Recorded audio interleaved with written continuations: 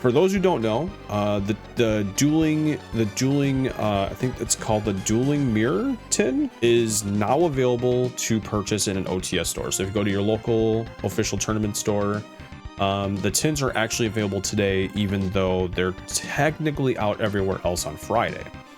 So what I wanted to do with this segment is just talk about the cards that are in this set, are in these tins, that can be used for GOAT format, or just can be just used in general for not really just GOAT format, but any Time Wizard format, or maybe just really cool cards to collect. Obviously the Exodia pieces, Dark DMG, and Blue Eyes White Dragon.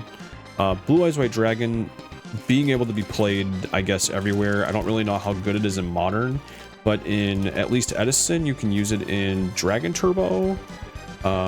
It's played as a 3-of, so if you want your QCRs for the original art, Blue Eyes White Dragon, good place to get it. It's right here. I think it makes sense considering that Dark Magician, the original Dark Magician, was released in the tins last year, so this just makes sense. I think these were selling and are still pre-selling yet on... I just dropped a pack down there.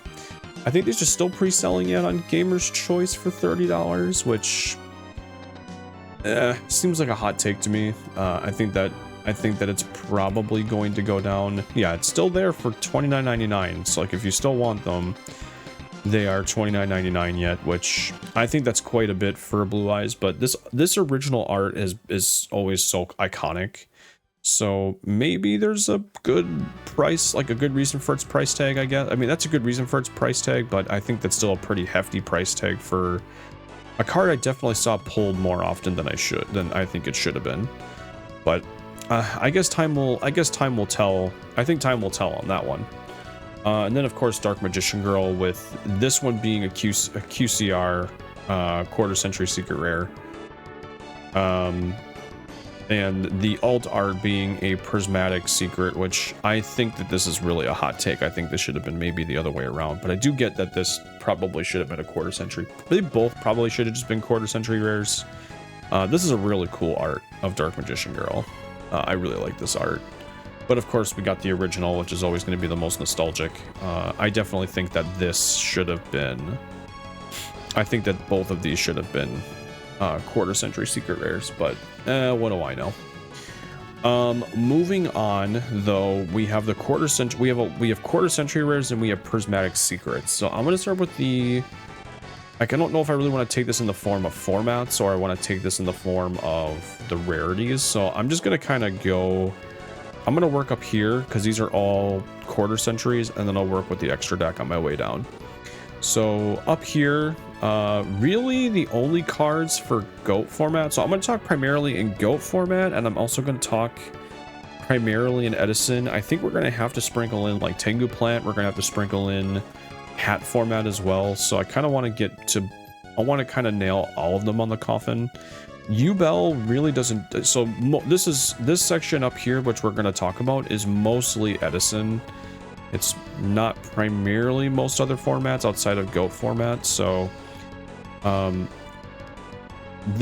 these basically GOAT format is basically just Scapegoat and Torrential. So like if you're really big into GOAT format and you wanted to play, like you want to get QCRs, the ball really stops here pretty fast for you, because you basically are just going to want your copies of Scapegoat and then Torrential Tribute.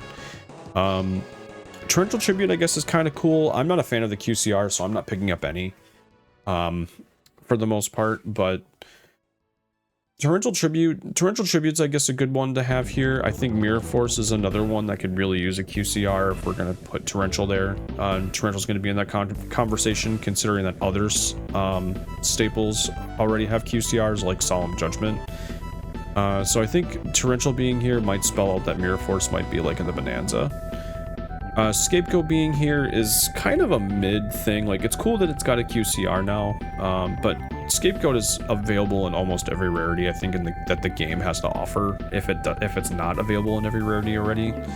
And it also just got the 2020 Retro Pack reprint as well, so I personally am on the Retro Pack Ultras from that were just reprinted. I have like 5 of them, and I'm going to pick up another set, so These feel very, and like the Ultra DB1s or like the Ultra LONs look so good that I don't, this feels very underwhelming to me. This feels very underwhelming. So for a Go format player like myself, I do not win here. I don't win here at all. And I suppose there's XYZ Dragon Cannon, but that's only for like really rogue decks. So again, I don't think GOAT format players really win here much at all, unless you want your Scapegoats and your Torrential, and those, if you want them, taking a look at the prices here. I'm going off of Gamer's Choice.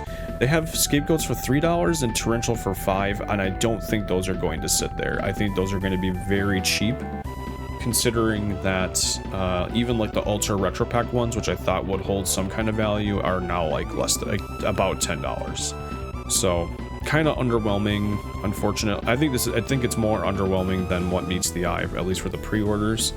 I don't see these being very expensive. Getting into up here with the Edison stuff, gadgets are cool. I'm glad that they put all 3 gadgets and it's not just like 1 or 2 and trying to spell out that the Bonanza is going to have the other one to try and get you to buy the Bonanza. These are cool. These aren't very expensive though. They're like $2 each on Gamer's Choice, which, okay, I mean, that's fair. But you only play them as a 2-of. You don't really use them a whole heck of a ton in Edison unless you're playing like the Machina package. So, you know, if you want them, hey, they're here. Me personally, I probably would just get the commons, or maybe, I think they came out as Turbo Pack Supers, I'm pretty sure. That's probably where I'd find myself using these, but I think the commons would do just fine here. Ruby Carbuncle and U-Bell kind of fit in the same place where, like, there's not a ton of usage for either of them in Edison, at least at the moment. So they're cool, but also, like, U-Bell's a lot cooler for the modern format. But otherwise, it's these are both very underwhelming. Wing Karibo is a good card, but I think it's in the same boat because it's not really used much in Edison at the moment. It would be pretty cool, I think, though. I think this is a pretty cool, especially this art that they used. I think that was a good choice for the quarter century, but probably not going to get this myself. I'll probably stick to the original arts and get like original rarities and such. And then there's Lad and Honest. Honest, I think, is pretty cool. I think it is also underwhelming considering it was just re-released in the Light Destruction re-release. So you can get secrets, you can get Ghost Honests again. It was released as a collector's rare in Valiant Smashers.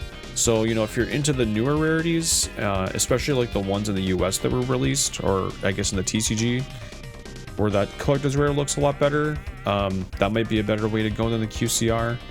QCR Honest are what? Are pre-ordering for what? I think you can get them for like, yeah, you can get them for $5. So I guess it beats, you know, getting a $20 or $30 collector's rare. So I guess that's fair.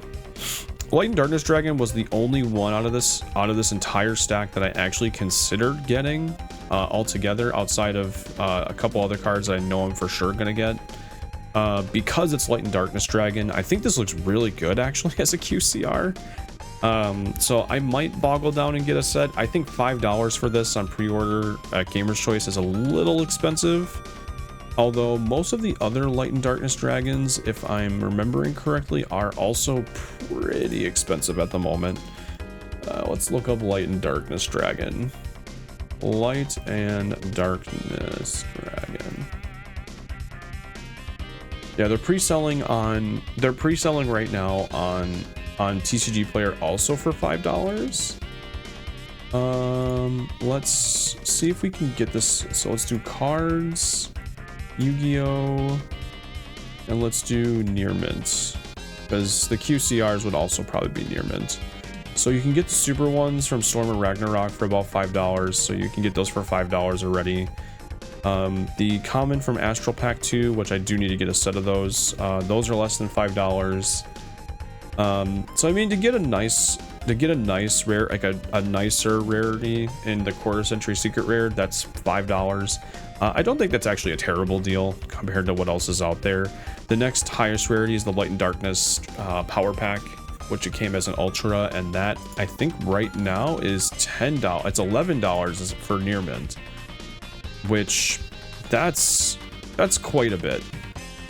That's quite a bit for the ultra, because the next step above that is the secret from the I think it's from the magazine, I want to say, and a near mint one of those is $70. So, and that only goes up from there. So I think with that said, the Light and Darkness Dragon I'm kind of iffy about. Like, it seems good compared to what all the other rarities are for right now.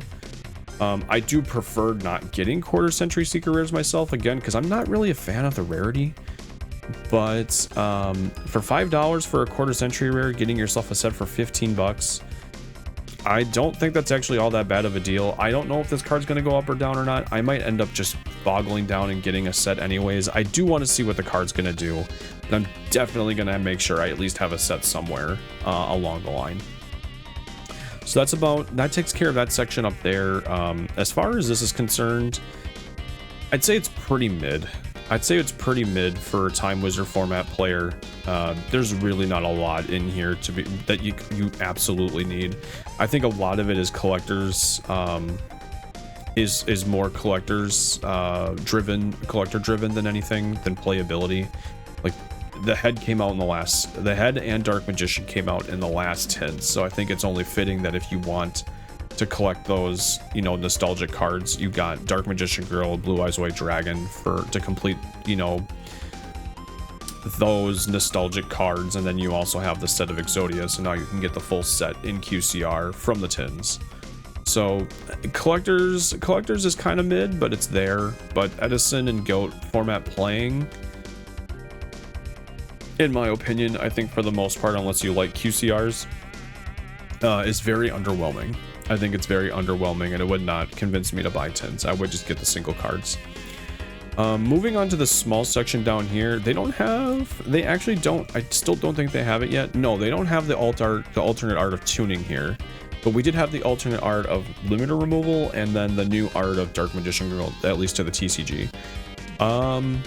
I don't plan on picking up any tunings because I don't think it's in Edison. I believe though it's in Tengu Plant, and I am building Tengu Plant, so maybe I'll pick up a set of tunings. But I do think the original tunings probably would look better in my opinion. But limiter removal, on the other hand, I do plan on purchasing limiter removals to play with. I think I'm going to purchase like 4 of these, 3 for GOAT format and then 1 for Edison. Because Edison it's at 1, but in GOAT format it's at 3. Cyber End Dragon is easily my most favorite card. It is my most favorite card, hands down. You can't change my mind. Not that you need to change my mind about what my favorite card is. But card looks really fantastic, being a Cyber Dragon stan and Andy, but I thought they did a really good job with this art, so I'll definitely be purchasing some. And the Dark Magician Girl is cool too. Don't plan on getting any myself, but I do think that looks pretty cool. Moving down to the extra deck, in the Fusion, Synchros, and Exceeds, that's all we're going to discuss here because that's all I know about.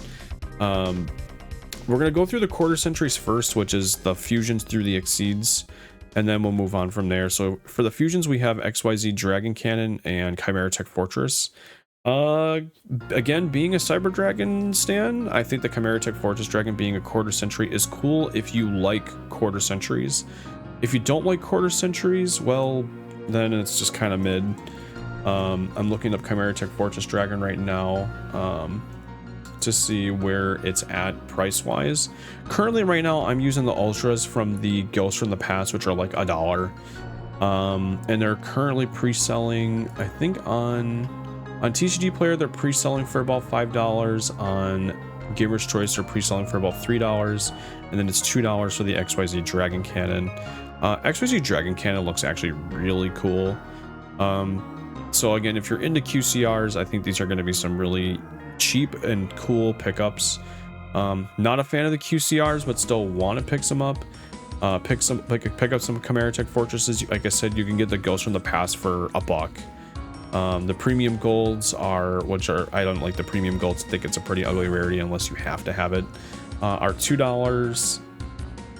The original Jump promos, Chimera Tech Fortress Dragons are $13-14 for one. I should actually get some of those because that actually seems like a cool deal for those, and I plan on using them quite a bit. So yeah, definitely room here. If you do want to get these, they're great. I think it's fantastic. I haven't seen one in person, so I don't know what it looks like. But pretty cool.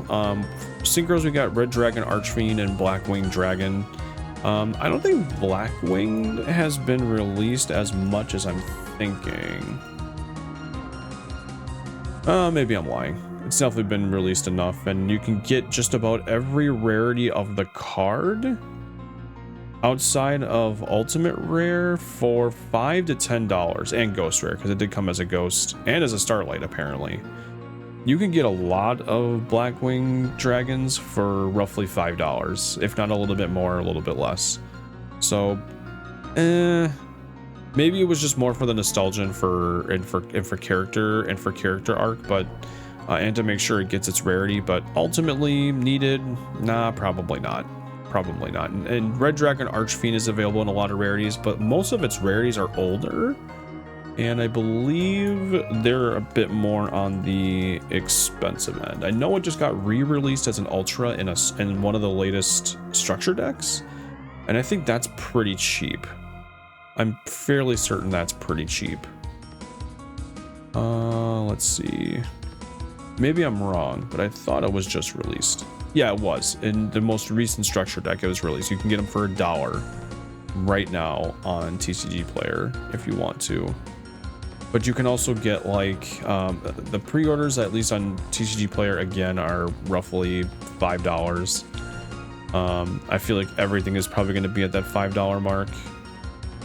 On Gamer's Choice, it's also $5. So $5 QCR. It is kind of cool, like, if you do plan on using Red Dragon Archfiend and Edison, because if you have Stardust, you have Black Rose, adding Red Dragon Archfiend as another one of those cards can go well. Blackwing Armor Master just got its QCR from that set too. So I mean, there is space here. There is space here to be, you know, like, okay, this is cool. Like, now I got more QCRs for my extra deck. So if you're a fan of the QCRs, I think that this is a win. I don't think it gets played in a lot of extra decks unless you really have the space, but most of the time it's out of it. Most of the time it's out of the extra deck. Moving on to the Exceeds, I haven't really dove much into hat format much, but all of these kind of fit for hat format. Bahamut Shark maybe more for modern than just hat format, because I think you can play it in modern format now too. But these are really cool. I think these are all really cool reprints. Not a whole lot to say. I still think I'd probably stick with like the original rarities or get like a secret Bahamut Shark. But I think having them released here can be kind of an appropriate take. So I'm good with them. Very neutral, because right now I'm not playing much of Exceeds at all whatsoever, but I don't know if that's going to change or not, but maybe it will. And then finally we had 2 Prismatic Secrets in Junk Warrior and Trident Dragion. Trident Dragion, what is this even? Is this still being pre-ordered? Like, can you still pre-order this for like $20, I think? I think this card is a good it's a great reprint. In my opinion, I think it's a very noteworthy and well worth. This is a Prismatic Secret. I am in the QCRs trying to search for it. I think it's well worth its reprint. I think it's very needed because of its popularity with Tenpai. However, I do think that with the potential that Tenpai just doesn't become that good. Yeah, Trident Dragon is still pre-ordering for $20 on Gamer's Choice. With the potential that it gets hit on the list. Either it gets hit on the list, or it's or Trident Dragon comes out in something else maybe, or both. Right now the card, you can pre-order it for $20 roughly I don't know if that's a good price or not. Trident Dragon's really only played in any kind of a dragon deck, of course, so Dragon Turbo can really abuse this, and it can abuse it pretty easily. I did that plenty of times when I was playtesting Dragon Turbo last year. So there's that. It can be used, obviously, in Modern for Tenbai if you want to play Tenbai. But in Edison, there really isn't a whole lot other use. Like, you have to play dragons, and the card pool isn't so big that, like, you can come up with your own dragon schnit, and it's going to be good to go. We didn't get those Chaos Dragons until 2012? 2013? I think it was 2012, right before Future Fusion got banned. And then there's Junk Warrior, pre-ordering for $3 right now, which, okay. I think that's going to be one of those cards where, like, it doesn't sit. Like, it's not going to sit there. I think it's not going to sit at, oh yeah, it's not going to sit at $3. Like, even on TCG Player, it's pre-ordering that you can pre-order it for less than $2. That's where I think it's going to sit. It's not something that's going to be meant to be a $3 card. So, and that's kind of my theme with a lot of these cards, is that they're the ones that are like $2-3. They're not going to be $2 or $3. You're going to be able to pick up a set for less than $2, I think. Where maybe like the $4 or $5 cards are like Blue Eyes and Dark Magician Girl, where they have a little bit more of a premium to them. They might stay there. They'll probably, or like the Exodia pieces, they'll probably always have value for the cards that they are. Junk Warrior, like I said, is not going to be one of those cards. I actually plan on probably picking up Ultras, and I can pick them up right now near mint for less than $1 without the shipping. If I want to include the shipping, then yes, it costs more. But I'll just pick up a couple Ultras that cost me less than the Secrets, and that'll be good. So what do I think about this overall as a whole? Each format really isn't cooking with much here. Goat certainly not, with just Scapegoat and Torrential Tribute and XYZ Dragon Cannon if you're the XYZ enthusiast. Edison has a lot more here going on for it, but even still, it's kind of mid. You have Honest, you have Lad if you like to play, if you play a Lad, Red Dragon Archfiend if you touch it, Chimera Tech Fortress Dragon for those who are still playing Cyber Dragon in the extra deck, or Junk Warrior or Trident Dragon, but they're very niche cards. I think that Edison does win the most here with the most playable cards, or the highest quantity of playable cards, but I don't think it like wins in the sense that, like, if you're a Time Wizard fan, this is what you should be getting. It doesn't scream that to me at all. Like, you should be getting a lot of these tins to try and get some of these cards. I do think that other formats are not cooking with this as much as Edison, and even then, Edison isn't cooking much either in terms of cards that are playable. Like, you got like I said, you got the gadgets, you have Honest, you have Lad, but they only fit in their respective decks. Like, they'd only fit in their respective decks. They don't like fit in absolutely everything. So I do think as a whole, not just one particular format, but I think as a whole, I don't think Time Wizard fans are really winning with this set. I really don't think they're winning with this set at all.